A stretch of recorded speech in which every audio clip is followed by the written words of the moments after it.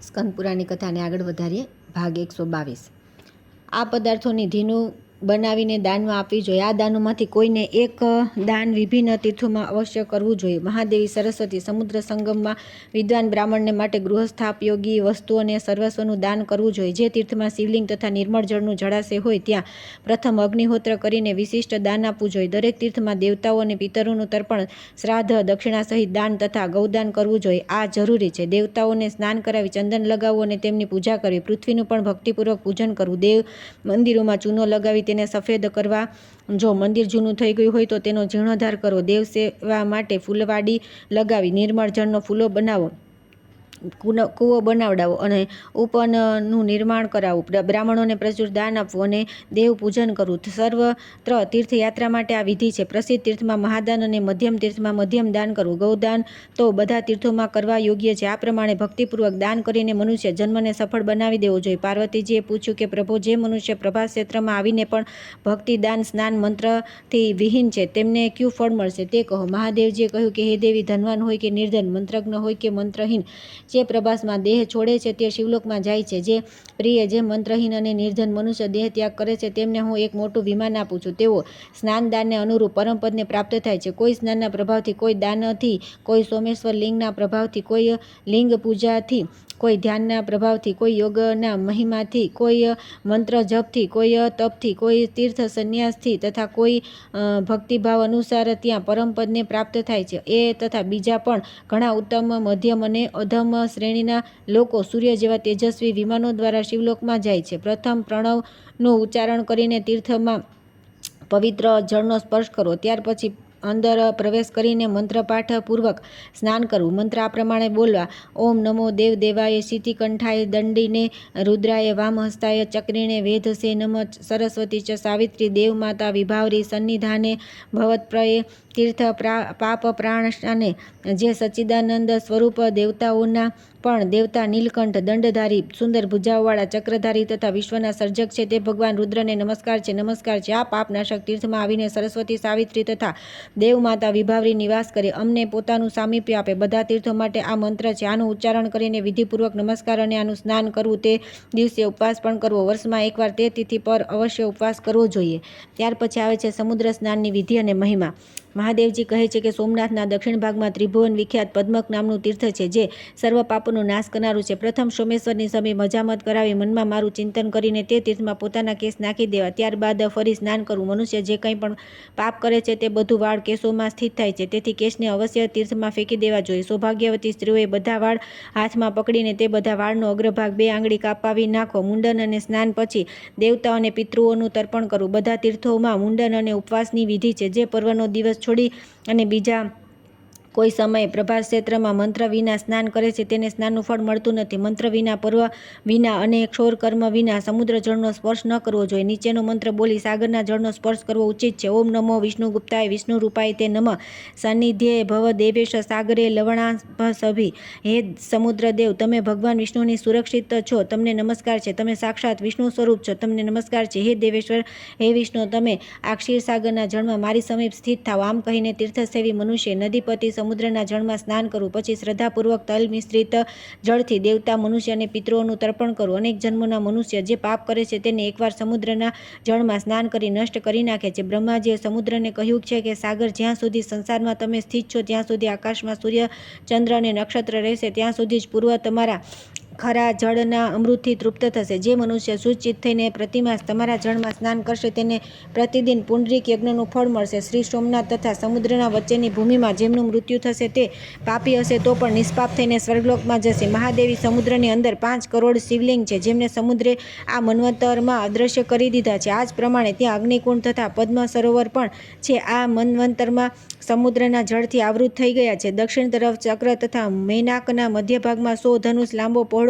સુવર્ણમય કુંડ છે. સોમનાથની દક્ષિણમાં 100 ધનુષ્યના અંતરે તે સ્થાન છે. ઉત્તર માનસથી પૂર્વમાં જ્યાં કૃત્સ્મર દેવ છે ત્યાં સુધીની તેની સીમા છે. આ ગુપ્ત સ્થાન છે. ત્યાર પછી આવે છે સોમનાથના દર્શન પૂજનનો મહિમા અને પંચસ્ત્રોતા સરસ્વતીનો આવિર્ભાવ તથા મહાત્મય. વડવા નલ સમુદ્રમાં વાસ.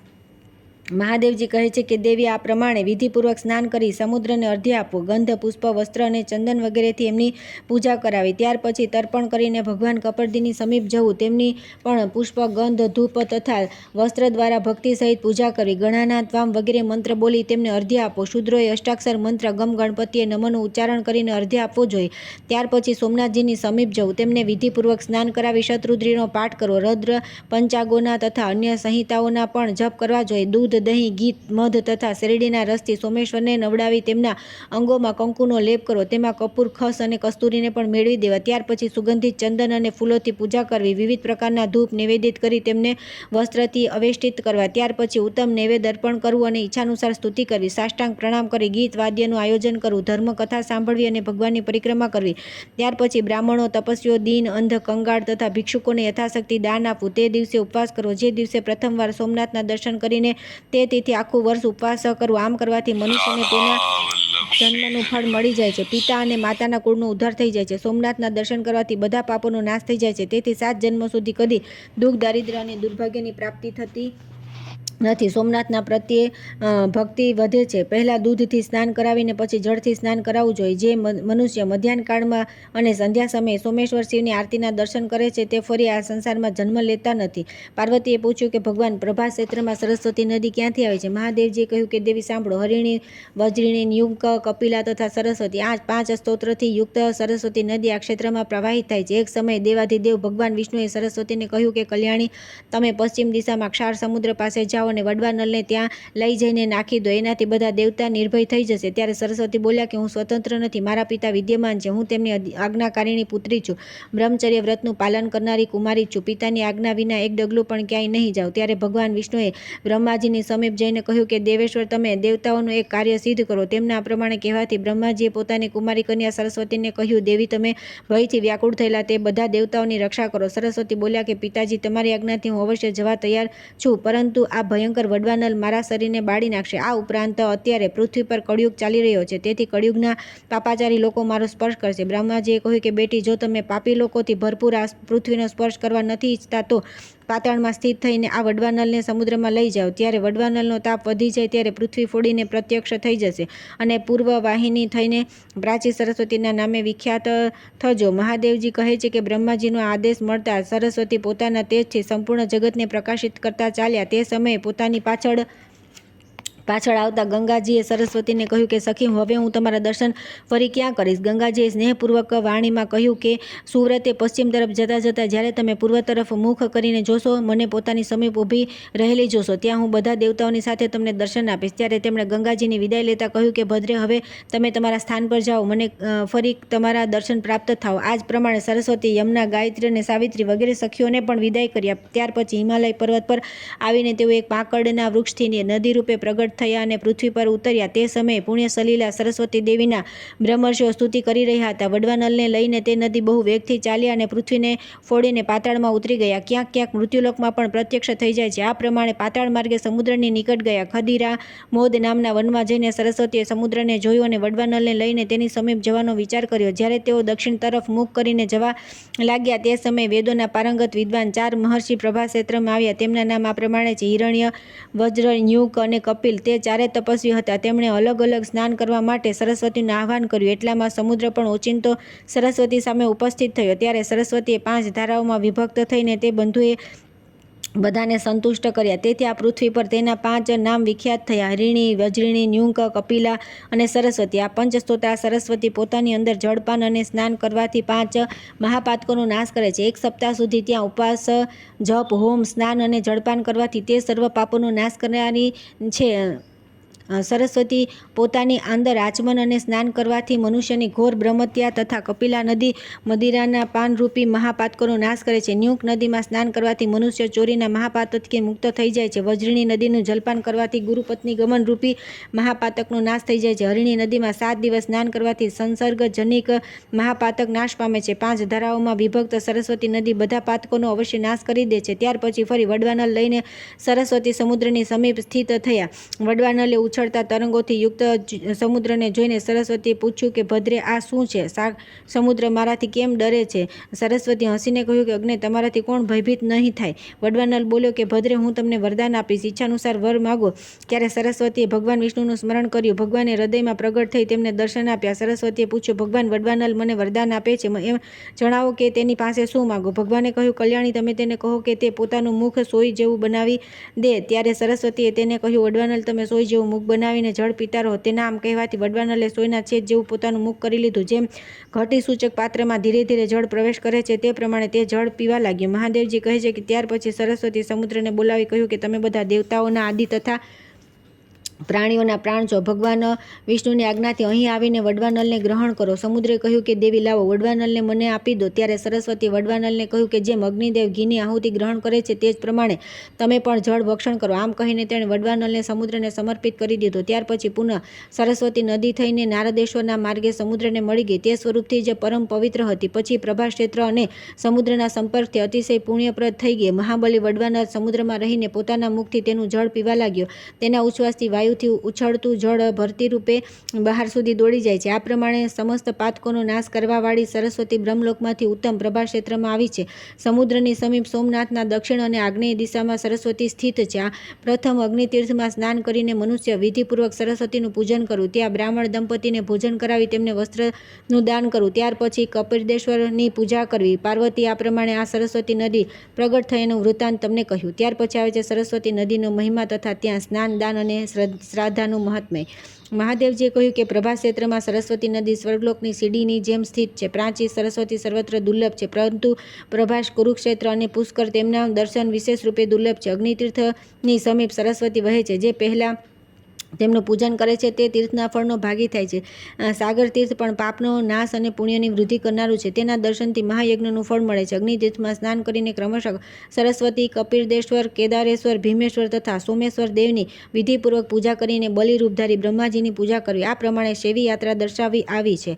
જે મનુષ્યો ભોજન કરી અથવા ભોજન કર્યા વિના દિવસ અને અથવા રાત્રે ચંદ્રભાગા, ગંગા અને સરસ્વતી આ ત્રણ નદીઓનું જળપાન કરે છે તેઓ દેવતા સમાન છે. જ્યાં પ્રાચી સરસ્વતી વહે છે ત્યાં કાળ, અગ્નિ અને યમરાજનો ભય નથી. જેમ કામદા ગાયો નિરંતર ફળદાયી હોય છે તે જ પ્રમાણે પ્રાચી સરસ્વતી પણ હોય છે. જ્યાં ચિંતામણી સમાન પ્રાચી સરસ્વતી છે ત્યાં સ્વર્ગ અને મોક્ષ બંને સુલભ છે. 88,000 ઉર્ધ્વ રહેતા મુનિ જ્યાં સંન્યાસ આશ્રમ સ્થિત છે તે સરસ્વતીથી વધીને બીજું કયું તીર્થ છે? પાર્વતી પ્રભાસ નામના મહાક્ષેત્રમાં સરસ્વતીના ઉત્તર તટ પર જેનો દેહ ત્યાગ થાય છે તે પુનઃ સંસારમાં જન્મ લેતો નથી. જે મનુષ્ય આ તીર્થમાં શ્રાદ્ધ કરશે તેઓ પોતાની 21 પેઢીઓ સાથે સ્વર્ગલોકમાં જશે. અહીં કૃષ્ણ પક્ષની ચતુર્દશીએ સદા સ્નાનનું મહત્વ છે. અહીં શ્રાદ્ધ કરવાથી પિતૃઓને અક્ષય તૃપ્તિ મળે છે. જે અહીં અધિક અન્નદાન કરે છે તેઓ મોક્ષ માર્ગને પ્રાપ્ત થાય છે. જે મનુષ્ય અહીં બ્રાહ્મણોને સુંદર દહીં આપે છે તે ગોલોકમાં ઉત્તમ ભોગ ભોગવે છે. જે ભક્તિપૂર્વક બ્રાહ્મણોને ઊનની ચાદરનું દાન કરે છે તેને ઉત્તમ સિદ્ધિ પ્રાપ્ત થાય છે. જે ભક્તિપૂર્વક આ તીર્થમાં સ્નાન કરે છે તે સર્વ પાપોથી મુક્ત થઈ બ્રહ્મલોકમાં પૂજાય છે.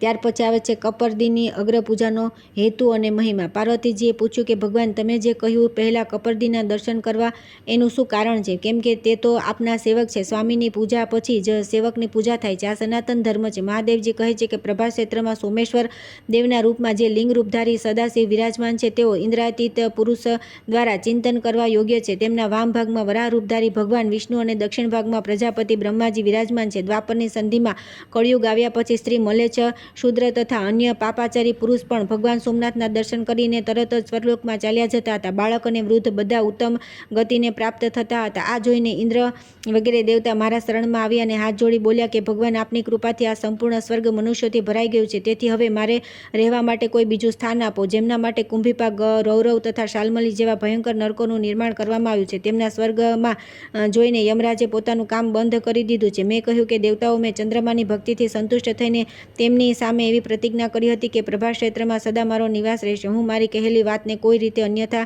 નહીં કરી ન શકું. જે લોકો મારા દર્શન કરશે તે અવશ્ય સ્વર્ગલોકમાં જશે. પાર્વતી આ સાંભળીને દેવતાઓ ભયથી વ્યાકુળ થઈ ગયા અને તેમને ત્યાં ઊભેલા જોઈને હાથ જોડીને બોલ્યા કે માતા, તમે જ અમને આશ્રય આપો. આમ કહીને તેઓ તમારી સ્તુતિ કરવા લાગ્યા.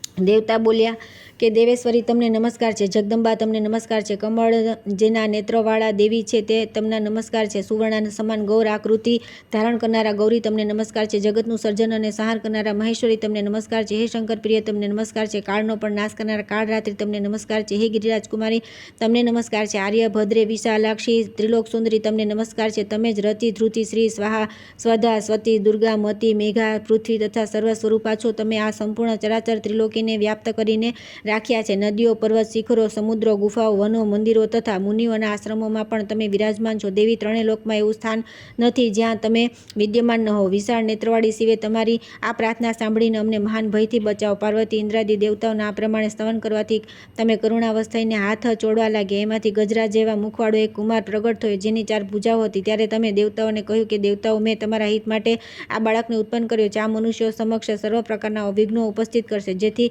મોહગ્રસ્ત થઈને તેઓ સોમનાથના દર્શન નહીં કરે અને પોતાના પાપોના કારણે નરકમાં જશે. આ પછી ગજાનને તમને વિનયથી પૂછ્યું કે મા મને આજ્ઞા આપો, હું તમારી શું સેવા કરું? તમે કહ્યું કે બેટા તમે પ્રભા ક્ષેત્રમાં જાઓ, જ્યાં સોમેશ્વર લિંગરૂપે મહાદેવજી સદા નિવાસ કરે છે, ત્યાં રહીને સોમનાથની રક્ષા કરો, જેથી મનુષ્યને તેમના દર્શન ન થાય. તમારા આ આદેશથી ગજાનન ત્યાં ગયા અને સદા ત્યાં જ સ્થિર રહીને જ્યારે કોઈ મનુષ્યને સોમનાથના દર્શન આવતો જુએ છે ત્યારે તેના માર્ગમાં સ્ત્રી, પુત્ર, ઘર, ક્ષેત્ર, ધન, ધાન્ય વગેરેમાં મોટી આસક્તિ ઊભી કરે છે, તેથી તે લોકો સોમેશ્વરના દર્શન કરી શકતા નથી અથવા શારીરિક રોગ વધારે પેદા કરી દે છે, જેના કારણે લોકો દર્શન કરી શકતા નથી. જે ગજાનન જ લોક પૂજિત કપર્દી છે, તેની સોમેશ્વરની પ્રાપ્તિ માટે દરરોજ કપર્દીની પૂજા કરવી જોઈએ. તે પ્રભા ક્ષેત્રના રક્ષક ગણેશનું નીચે લખેલા સ્તોત્ર દ્વારા સ્તવન કરવું જોઈએ. મહાદેવી, હું કપર્દીનું તે વિઘ્નનાશક સ્તોત્ર કહું છું, સાવધાન થઈને સાંભળો. ઓમ વિઘ્નરાજને નમસ્કાર છે, અતિ ભયંકર દાઢવાળા પ્રભા ક્ષેત્ર નિવાસી ગણેશને નમસ્કાર છે, સોમનાથની યાત્રા નિર્વિઘ્નતાથી પૂર્ણ કરવા માટે કપર્દીને નમસ્કાર કરીને હું સિદ્ધિ બુદ્ધિ પ્રિયતમ મંગલકારી વિઘ્નરાજની સ્તુતિ કરું છું, જે મહાગણપતિ સુરવીર કોઈનાથી પણ પરાજિત ન થનારા, જયની વૃદ્ધિ કરનાર, 1, 2 તથા 4 દાંતવાળા, 4 ભુજાવાળા અને ત્રિનેત્રધારી, હાથમાં ત્રિશૂળ રાખનારા, લાલ નેત્રોવાળા, વરદાયક, અજય, શંકુકર્ણ, પ્રચંડ, દંડનાયક, લોહદંડધારી, મુખથી હવિષ્ય ગ્રહણ કરનારા તથા હવિષ્યના પ્રેમી છે અને પૂજા ન કરવાથી મનુષ્યના બધા કાર્યોમાં વિઘ્ન નાખે છે, તે મહાભયંકર પાર્વતી નંદન ગણેશજીને હું નમસ્કાર કરું છું, જેમના ગંડસ્થલમાં મધની ધારા વહે છે, તે નેત્ર ભયંકર છે અને મુખ હાથી જેવું છે, જેમની કાંતિ સદા એકસરખી રહે છે, જે ધ્રુવ, નિશ્ચલ અને શાંત છે, તે વિનાયકને હું પ્રણામ કરું છું. ભગવાન, તમે સૌથી પ્રથમ પ્રગટ થયા છો, તમે પ્રાચીન દેવતાઓની સિદ્ધિ માટે હાથીનું રૂપ ધારણ કરી સમસ્ત દેવતાઓને ભયભીત કર્યા અને પોતાને ઋષિઓ તથા દેવતાઓના સ્વામી સિદ્ધ કરી બતાવ્યા. આ પ્રમાણે પૂર્વકાળમાં દેવતાઓએ શિવપુત્ર ગણેશનું સ્તવન કરી પોતાનું કાર્ય સિદ્ધ કરવા માટે રક્તચંદન મિશ્રિત જળ અને લાલ ફૂલોથી તેમનું પૂજન કર્યું. ચતુર્દશી લાલ વસ્ત્ર ધારણ કરીને 1-2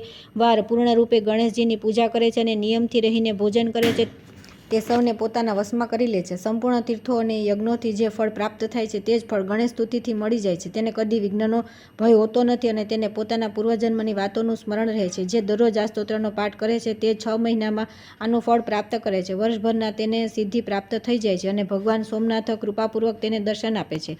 ત્યાર પછી આવે છે કેદારલિંગનો મહિમા, રાજા શશી વિંદુના પુનર્જન્મનું વૃત્તાંત. મહાદેવજી કહે છે કે હે મહાદેવી, કપર્દીનું પૂજન કર્યા પછી મનુષ્ય કેદારલિંગની સમીપ જવું. કપર્દીથી અગ્નિકોણમાં ભીમેશ્વરની સમીપ કેદારેશ્વર નામનું સ્વયંભૂ લિંગ સ્થિત છે. તે કલ્પ પર્યંત સ્થિર રહેવાવાળું લિંગ મને બહુ પ્રિય છે. તે મહાપ્રકાશમય લિંગને વૃદ્ધિલિંગ પણ કહે છે. દેવી, મેં સ્વયં પણ તેમની પૂજા કરી છે. જે ચતુર્દશી શિવરાત્રિએ ત્યાં ઉપવાસ કરીને જાગરણ કરે છે તેને સનાતન લોક પ્રાપ્ત થાય છે. પ્રાચીન યુગમાં કેદારેશ્વરનું નામ રુદ્રેશ્વર હતું. આ કળયુગમાં મલેચ્છોના સ્પર્શના ભયથી કેદારજી સમુદ્રની સમીપ આ લિંગમાં લીન થઈ ગયા, તેથી એનું નામ કેદાર થઈ ગયું. જે મનુષ્ય આહારને જીતીને માઘ માસમાં રુદ્રેશના દક્ષિણ ભાગમાં 10 ધનુષના અંતરે સમુદ્રમાં સ્થિત પદ્મકેતુ નામના મહાકુંડમાં સ્નાન કરીને વિધિપૂર્વક રુદ્રેશ્વરની પૂજા કરશે, તેને કેદાર યાત્રાનું પૂર્ણ ફળ પ્રાપ્ત થશે. તેમના પૂજનથી બ્રહ્મ હત્યા વગેરે મહાપાતકોનો નાશ થાય છે. પ્રાચીન કાળમાં શશિબિંદુ નામે વિખ્યાત એક ચક્રવર્તી રાજા હતા. તેમની પતિવ્રતા સ્ત્રી તેમને પ્રાણોથી પણ અધિક પ્રિય હતી. રાજાની પાસે એક સુંદર સુવર્ણમય આકાશગામી વિમાન હતું, જેના દ્વારા તેઓ પોતાની ઈચ્છાનુસાર સંપૂર્ણ લોકમાં ઘૂમતા રહેતા હતા. એકવાર ફાલ્ગુન કૃષ્ણ પક્ષની ચતુર્દશીનું પર્વ આવ્યું ત્યારે રાજા શશિબિંદુ ઉત્તમ પ્રભા ક્ષેત્રમાં આવ્યા. ત્યાં તેમણે ઘણા મહર્ષિઓને જોયા, જે જપ અને હોમમાં તત્પર થઈ રાત્રિમાં જાગરણ કરવા માટે શ્રી સોમનાથની સન્મુખ બેઠા હતા. રાજાએ પણ સોમનાથના દર્શન અને પ્રણામ કરીને તેઓ કેદારલિંગ પાસે ચાલ્યા આવ્યા. ત્યાં વિચિત્ર પુષ્પમાળાઓ, નૈવેદ્યો તથા મનોહર વસ્ત્રાભૂષણો કેદારેશ્વરની પૂજા કરી અને ત્યાં એકાગ્રચિત્તે જાગરણ કર્યું. ત્યારે તે બધા મુનિ કુતૂહલવશ રાજાની સમીપ ગયા અને આ પ્રમાણે બોલ્યા કે રાજન, તમે સોમેશ્વર દેવને છોડીને કેદારેશ્વરનું પૂજન અને જાગરણ કરો છો, એનું કારણ શું છે?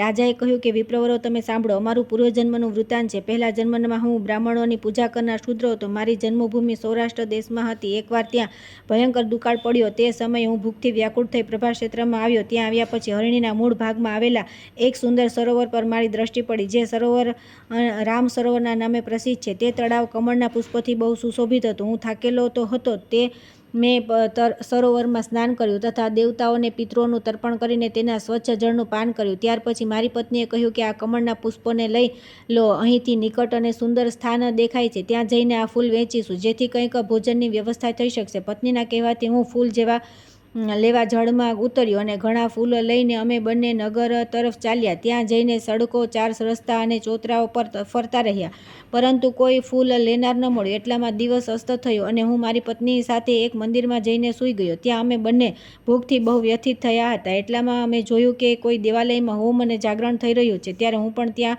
ગયો અને રુદ્રેશ્વર નામના વૃદ્ધિલિંગના દર્શન કર્યા. તે સમયે ત્યાં એક અનંગવતી વેશ્યા શિવરાત્રિમાં સંલગ્ન થઈને નૃત્ય, ગીત અને ઉત્સવ દ્વારા ભગવાન સામે જાગરણ કરી રહી હતી. એક મનુષ્યએ પૂછ્યું કે ભાઈ, અહીં રાત્રિ જાગરણ શા માટે થાય છે? આ નાચ, ગાન અને ઉત્સવમાં વ્યસ્ત સ્ત્રી કોણ છે? તેણે કહ્યું કે આજે શિવ ધર્મોત્તર પુરાણમાં પ્રતિપાદિત શિવરાત્રિ છે. આ ધર્મપરાયણ સ્ત્રી અનંગવતી નામની વેશ્યા છે, જે કલ્યાણમય શિવરાત્રિ વ્રત કરીને જાગરણ કરી રહી છે. જે કોઈ મનુષ્ય શિવરાત્રિ વ્રત કરે છે તેને દુઃખ, દારિદ્ર્ય અને બંધનની પ્રાપ્તિ થતી નથી. દુષ્ટ ગ્રહ, અરિષ્ટ યોગ, રોગ અથવા ભય પણ તેની પાસે આવતા નથી. તે બીજા જન્મમાં ઉત્તમ કુળમાં ઉત્પન્ન થઈ સુખ સૌભાગ્યને પ્રાપ્ત થાય છે. તેજસ્વી, યશસ્વી તથા પૂર્ણતઃ કલ્યાણનો ભાગી થાય છે. તે મનુષ્યની વાત સાંભળીને મારા મનમાં વ્રત કરવાનો નિશ્ચય થયો. મેં વિચાર્યું, ભોજનના અભાવે ઉપવાસ તો મારે વિવશ થઈને પણ કરવાનો છે. તેથી ક્ષાર સમુદ્ર, પદ્મ તીર્થ સ્નાન કરીને આ કમળના ફૂલોથી ભગવાન મહેશ્વરની પૂજા કરું. ત્યારે મેં પત્ની સહિત સ્નાન કરી ભક્તિભાવે કમળના ફૂલો દ્વારા ભગવાન રુદ્રેશ્વરનું પૂજન કર્યું. પત્ની સાથે રાત પર જાગ્રત રહ્યો. એ વેશ્યાએ પહેલાં મારી પાસે કમળના ફૂલો વેચતા માગ્યા હતા, પરંતુ મેં તે ફૂલ તેને ન આપતા અમે બંને સ્વયં ભગવાનને અર્પણ કર્યા. સવારે ભિક્ષા માગીને 10 દિવસ નિર્વાહ કર્યો. આ પ્રમાણે ભિક્ષાવૃત્તિથી જીવન નિર્વાહ કરતા દીર્ઘકાળ પછી મારું મૃત્યુ થયું. ત્યારે મારી પત્ની પણ મારી ચિતાના અગ્નિમાં પ્રવેશ કરી ગઈ. તે પૂજન અને જાગરણના પ્રભાવથી હું પૂર્વજન્મની વાતોનું સ્મરણ ધરાવનાર ચક્રવર્તી રાજા થયો. એકવાર સંયોગવશ આ વ્રત કર્યું હતું, જેનું આ મહાન ફળ પ્રાપ્ત થયું. હવે હું ભક્તિભાવે આ વ્રતનું પાલન કરું છું. એનું ભવિષ્યમાં શું ફળ થશે તે હું જાણતો નથી. આ સાંભળીને તે બ્રાહ્મણોને ભારે આશ્ચર્ય થયું. તેમણે સાધુ સાધુ કહીને રાજાની બહુ પ્રશંસા કરી. તેમણે સ્વયં પણ તે સ્વયંભૂ લિંગનું પૂજન કર્યું. રાજા શશિબિંદુ તે કેદારલિંગની કૃપાથી દેવ દુર્લભ ઉત્તમ સિદ્ધિને પ્રાપ્ત થયા. અનંગવતી વેશ્યા શિવરાત્રિ વ્રત અને કેદારલિંગના પ્રભાવથી રંભા નામની અપ્સરા થઈ. તેથી જે વિદ્વાન પુરુષ ધર્મ, અર્થ, કામ અને મોક્ષની ઈચ્છા રાખતો હોય તેણે પ્રયત્નપૂર્વક તે શિવલિંગની પૂજા કરવી જોઈએ. ત્યાર પછી આવે છે શ્વેતકેશવીશ્વર વગેરે વિભિન્ન શિવલિંગોનું મહાત્મ્ય. મહાદેવજી કહે છે કે મહાદેવી પૂર્વકાળમાં જ્યારે સ્વયંભૂ મન્વંતરનો ત્રેતાયુગ ચાલી રહ્યો હતો તે સમયે શ્વેતકેતુ નામના એક રાજર્ષિ હતા. તેઓ બહુ મોટા તપસ્વી હતા. તેમણે જ આવીને સમુદ્રના તટ પર શિવલિંગની સ્થાપના કરીને મહાન તપનો પ્રારંભ કર્યો. તપસ્યા અને નિયમનું પાલન કરતા રહીને તેમના 14 વર્ષ વ્યતીત થઈ ગયા. ત્યારે મેં તેમને દર્શન આપીને કહ્યું કે સુવ્રત, વર માગો. શ્વેતકેતુ બોલ્યા કે પ્રભુ, મને પોતાની અવિચળ ભક્તિ આપો અને આ સ્થાન પર સદા નિવાસ કરો. એવમ વસ્તુ કહીને હું ત્યાંથી અંતર્ધ્યાન થઈ ગયો. થોડા સમય બાદ રાજા શ્વેતકેતુએ તે લિંગની આરાધના કરી મહાન અભ્યુદયયુક્ત સ્થાન પ્રાપ્ત કર્યું. તેથી તે શિવલિંગનું નામ શ્વેતકેશીશ્વર છે. ત્યાર પછી કળિયુગ આવ્યો. ત્યારે પવનપુત્ર ભીમસેન પોતાના ભાઈઓ સાથે તીર્થયાત્રા કરતા પ્રભા ક્ષેત્રમાં આવ્યા. તેમણે રાત્રિ જાગરણ કરી સમુદ્રની સમીપ શ્વેતકેતીશ્વર લિંગનું પૂજન કર્યું. ત્યારથી તેનું નામ ભીમેશ્વર લિંગ થયું. શ્વેતકેતીશ્વર લિંગના એકવાર માત્ર દર્શન કરવાથી અન્ય જન્મોના કરેલા તથા આ જન્મમાં પણ તમામ પાપ નષ્ટ થઈ જાય છે. ભીમેશ્વરથી પૂર્વમાં અને સોમનાથથી અગ્નિકોણમાં સરસ્વતી દ્વારા સ્થાપિત મહાપ્રભાવશાળી ભૈરવેશ્વર લિંગ છે. મનુષ્ય તે સરસ્વતી દેવી તથા ભૈરવેશ્વર લિંગનું વિધિપૂર્વક પૂજન કરવું જોઈએ. જે મહાનવમીએ વિધિવત સ્નાન કરી સરસ્વતી દેવનું પૂજન કરે છે તે વણિજનિત સમસ્ત દોષોથી મુક્ત થઈ જાય છે. જે અઘોર મંત્રથી દૂધ દ્વારા તે લિંગને નવડાવીને તેની પૂજા કરે છે તે યાત્રાના ઉત્તમ ફળને પામે છે. ત્યાંથી ચંડીશ્વર દેવ પાસે જવું. તે સ્થાન સોમનાથની દક્ષિણે 7 ધનુષના અંતરે સ્થિત છે. પૂર્વકાળમાં ચંડીદેવીએ ભગવાન દંડપાણીની સ્થાપના કરી હતી. ત્યાર પછી મારા ગણ ચંડે તે લિંગની આરાધના કરી અને ત્યાં બહુ કઠોર તપસ્યા કરી. તેથી તે પૃથ્વી પર ચંડેશ્વર નામે વિખ્યાત થયું. ચંડેશ્વરને દૂધ, દહીં, મધ, ઘી તથા શેરડીના રસથી સ્નાન કરાવવું જોઈએ. અને તેમના શ્રીઅંગમાં કુમકુમનો લેપ કરવો. પછી કપૂર, ખાસ અને કસ્તુરી મિશ્રિત સુગંધિત ચંદન લગાવો. પછી ફૂલોથી તેમની પૂજા કરવી. ત્યાર પછી ધૂપ તથા અગરું નિવેદિત કરી પોતાના વૈભવ અનુસાર વસ્ત્રોથી પૂજન કરવું. ઉત્તમ નૈવેદ્ય અર્પણ કરીને દીપમાળા પ્રગટાવીને રાખવી અને બ્રાહ્મણોની યથાશક્તિ દક્ષિણા આપવી. આમ કરવાથી પિતૃઓ કલ્પ સુધી તૃપ્ત થાય છે. પાર્વતી સોમનાથથી પશ્ચિમ તરફ 7 ધનુષના અંતરે આદિત્યેશ્વર શિવલિંગની સમીપ જવું, જેમની સ્થાપના સાક્ષાત ભગવાન સૂર્યનારાયણે કરી છે. તે સમસ્ત પાતકોનો નાશ કરનારું છે. ત્રેતાયુગમાં મહાત્મા સમુદ્રે 10,000 વર્ષો સુધી રત્નો ચડાવીને ભગવાન આદિત્યેશ્વરનું પૂજન કર્યું હતું. તેથી તેમનું નામ રત્નેશ્વર પ્રસિદ્ધ થયું. રત્નેશ્વરને પંચામૃતથી નવડાવીને પંચરત્નો દ્વારા તેમની પૂજા કરવામાં આવે છે. ત્યાર પછી વિવિધ ઉપચારોથી વિધિપૂર્વક તેમની અર્ચના કરવી જોઈએ. આ પ્રમાણે કરવાથી મનુષ્યને મેરુ પર્વતના દાનનું ફળ મળે છે અને તેને તમામ તીર્થોના સેવનનું ફળ મળી જાય છે અને તે પોતાના પિતૃકાળ અને માતૃકાળ બંનેનો ઉદ્ધાર કરી દે છે. રત્નેશ્વરના દર્શન કરીને મનુષ્ય પોતાના બધા પાપ ધોઈ નાખે છે. જે વિધિપૂર્વક રત્નેશ્વર લિંગની પૂજા કરીને શત્રુદ્રિય જપ કરે છે તે ફરી આ સંસારમાં જન્મ લેતો નથી. મહાદેવી ત્યાંથી પરમ ઉત્તર અંગારેશ્વરની સમીપ જવું, જેમની સ્થાપના ભૂમિપુત્ર મંગળે કરી છે. તે સ્થાન સોમનાથથી ઈશાન કોણમાં છે. પૂર્વકાળમાં મંગળે પ્રભાક્ષેત્રમાં આવીને બાલ્યાવસ્થાથી તપસ્યા દ્વારા મારી ઉપાસના કરી. ત્યારે મેં સંતુષ્ટ થઈ તેમને વર માગવા કહ્યું. મંગળ બોલ્યા કે સર્વેશ્વર, મને ગ્રહનું પદ પ્રદાન કરો. મેં તથાસ્તુ કહી મંગળને જણાવ્યું કે જે મનુષ્ય અહીં આવીને ભક્તિપૂર્વક તમારી પૂજા કરશે તેને કદી તમારા દ્વારા અપાયેલી પીડા ભોગવવી નહીં પડે. આમ કહીને હું ત્યાં જ અંતર્ધ્યાન થઈ ગયો. મંગલદેવ ગ્રહોની મધ્યમાં બિરાજી રહ્યા છે. અંગારેશ્વરથી ઉત્તર દિશામાં મહાપ્રભાવશાળી બુદ્ધેશ્વર વિદ્યમાન છે. તેમનું સ્થાન ત્યાંથી દૂર નથી. 2 જ ધનુષના અંતરે તેઓ દર્શન માત્રથી બધા પાપ હરી લે છે. દેવેશ્વરી બુદ્ધે પૂર્વકાળમાં ત્યાં બહુ ભારે તપસ્યા કરી હતી અને તેમણે ત્યાં નિર્મળ શિવલિંગ સ્થાપિત કર્યું. એનાથી સંતુષ્ટ થઈને મેં બુધને ગ્રહત્વ પ્રદાન કર્યું. બુધવાર અને અષ્ટમીના યોગમાં બુધ દ્વારા સ્થાપિત શિવલિંગની વિધિવત પૂજા કરી મનુષ્ય રાજસુ યજ્ઞનું ફળ પ્રાપ્ત કરે છે. બુદ્ધેશ્વરના પ્રસાદથી તેના કળમાં દુઃખ અને દુર્ભાગ્યનો પ્રવેશ થતો નથી.